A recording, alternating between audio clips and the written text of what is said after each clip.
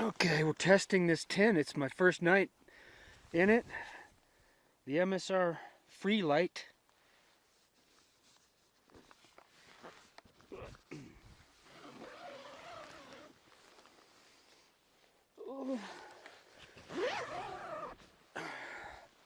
Okay. So my first impression after using the hubba, which is very similar to this one with the T frame across the top. However, this one has only one bottom pole as opposed to the front, which has two, which go out to the corners. Here we have to stake this tent, which isn't a bad idea to stake it anyway, but this is not freestanding like the hubba. The mesh, compared to my recent tent testing, is very strong and thick and feels durable, like, you know, I just might be able to rub something sharp against it and it won't rip. On the contrary, the body seems really super light, almost like silk. Whereas if I did rub something sharp against it, it just might cut it. That's my first set of impressions for this tent. You know, I got a decent price on it, 180 bucks, which they're retailing now for 300 bucks. So I wanted to try it out, only because I did like the hubba, but it's sort of just disintegrated on me. All right, it's quite a nice color, this gray, for letting in the light and the heat. And instantly, what I was able to feel was the wind is blocked in here. A very good job of blocking the wind, even with the screen door open. So that's one thing I'm going to test out tonight to see how well it blocks the wind. The rainfly is the same very light, sort of silk-like material. This was kind of a drag here. I needed to stake this opposite side down, but it didn't reach the ground.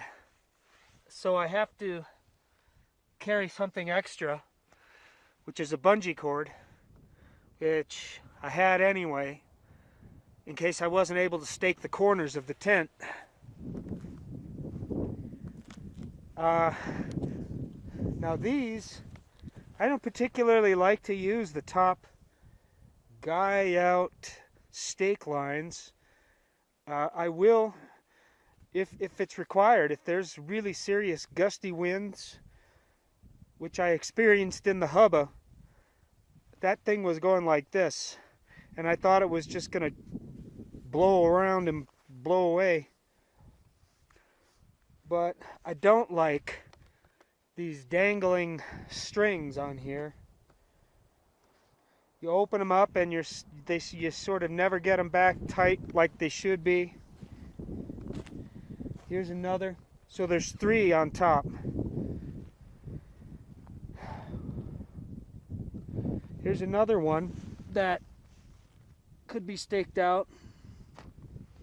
I'll tighten these, which I can do now. There, that's nice. That helped a bit.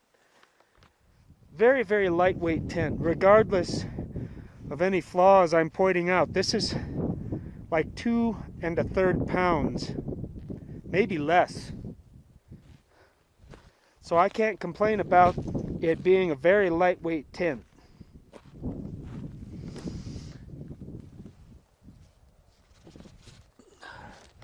And the stakes are the MSR aluminum, tiny, thin, red stakes.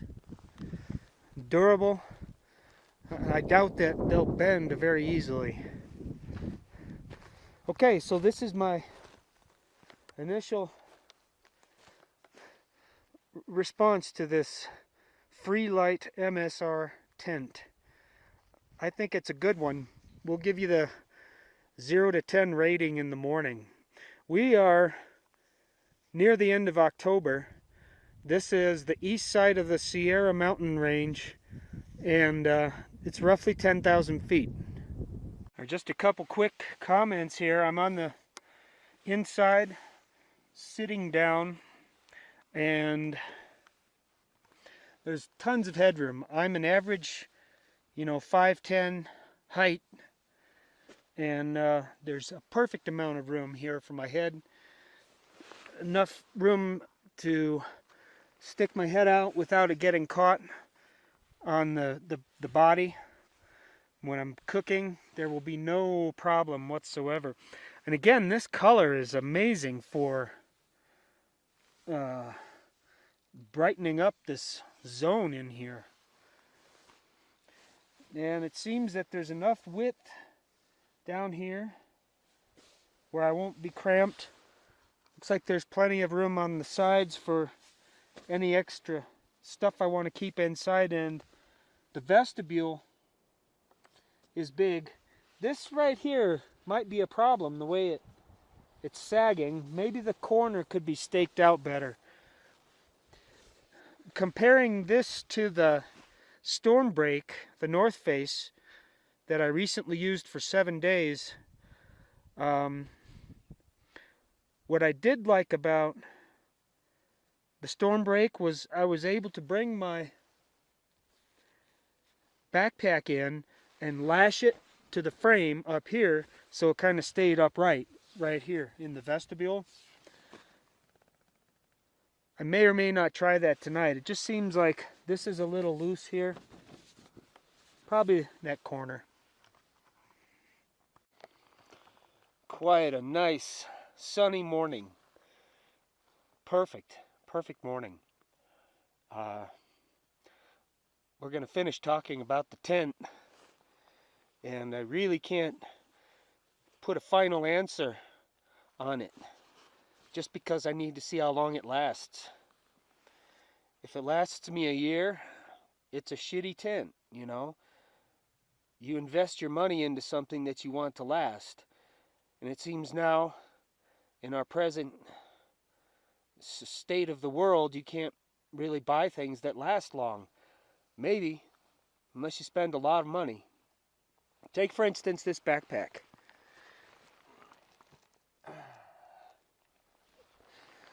I've had that backpack for probably 12 years. I can't say exactly. And I've put so many hundreds of miles on it, and there is there is one problem. One strap broke. But that thing has lasted forever. And it's heavier, of course. I think it's 7 pounds or something like that. But it's worth it. It doesn't bother me. I've had crappy packs that dig into my shoulders, rub me the wrong way. This one has never, ever done me wrong. So I can't say about this tent. I mean, here's an example. This little loop. It's like the crappiest piece of nylon you could put on something like that. And of course, the thing they say is we make it lighter. We use lighter materials to make it easier for you. Well, if it's a crappy tent and it falls apart, that doesn't make it easy for me. It wasn't too cold last night. It was probably 42 degrees in the tent. And I'm thinking it was a little colder outside. So it did do a great job of keeping the heat in, I think, and blocking the wind. There was some wind last night and this morning.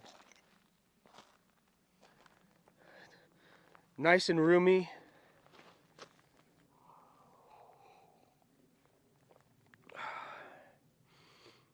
And yes, it is lightweight. So it's the ultimate backpacking tent.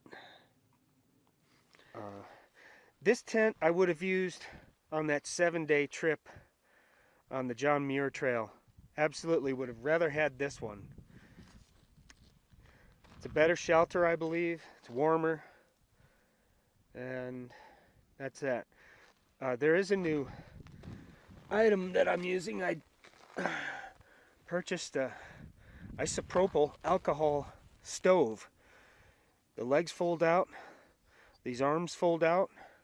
You fill it in this tiny hole until there's some standing in the bottom, and then you light it, and it boils this full, you know, probably within 10 minutes. And this is my fuel, and you know, this could be very easily another 2 days worth of fuel, maybe 3.5 ounces. It's amazing. It's an amazing backpacking item. The Vargo Titanium. $35. So I don't have to carry a big stove and a big fuel bottle.